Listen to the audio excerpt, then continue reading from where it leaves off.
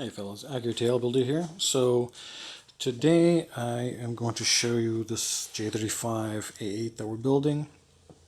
This engine is going to be for this car, and I couldn't have done it without our main man P2R. He makes excellent components, like in this case we have his runners, fuel rails. Made me a custom fuel rail set for my black car to push as much fuel as possible.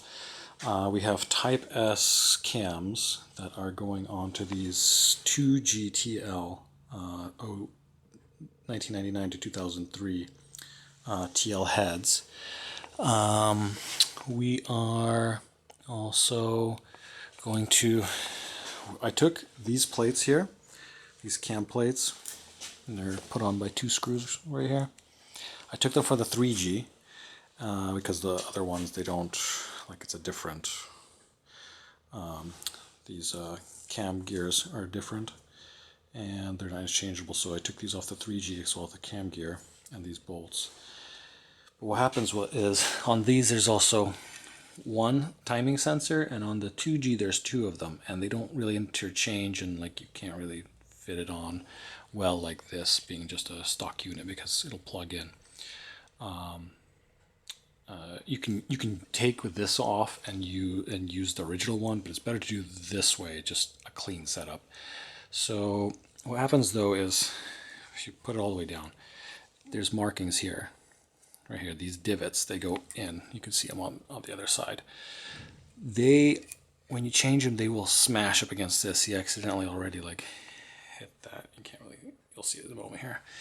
And these also hit against these bolts. See that? And this hits against here. I don't want to bop it.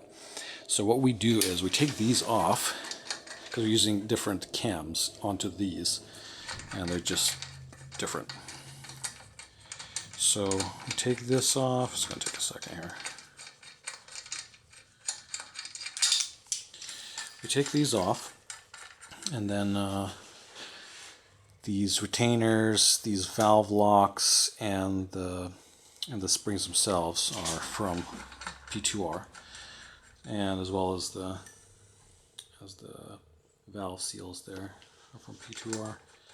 Basically everything is from P2R. He makes a lot of really good products for everyone to enjoy and have quality builds with. So you take these cam bolts off, and from P2R, of course, you can get these spacers here. Now these are pre-made to give you the exact same space you need for your timing belt to go across exactly with the cam gear and the other gears along the trail. So with the camshaft timing gear that's going to be right behind the crankshaft pulley, this will be in perfect alignment. So to get that and to give space to these, you take these off.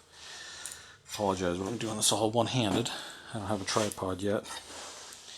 So there's the cams sticking out here. You take these, and they're the same on either side, put it down like this, take the other one, put it here. Remember, these are the same as well. And you just put the cams back on, the correct ones. You'll know because see the divots right here? These are for the cam timing.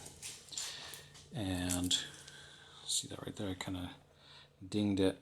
I'll probably swap that out before, just in case. It's probably going to be okay, but just in case.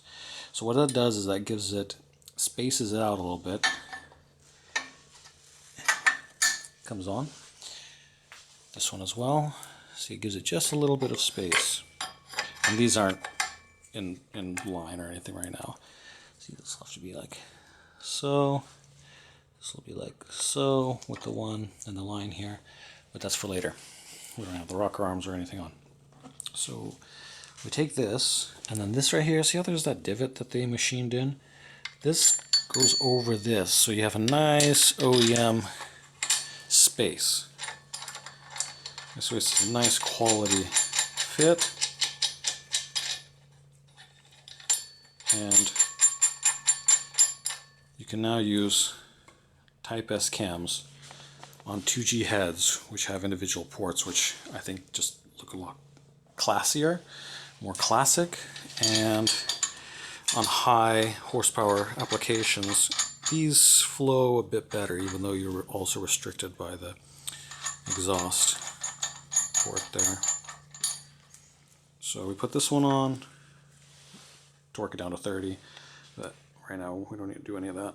So now, and you need to make sure that the cam caps here on this side are all the way down, because if they're sticking out a little bit this way, this is still going to hit you. But why is it hitting? That was my mistake before.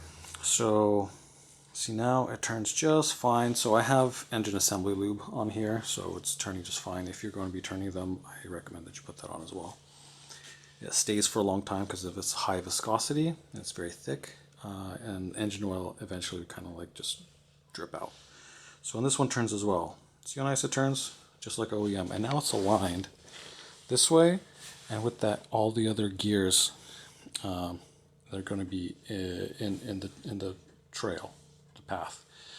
So now you can use them together, and see, when you line them from right here to this to this.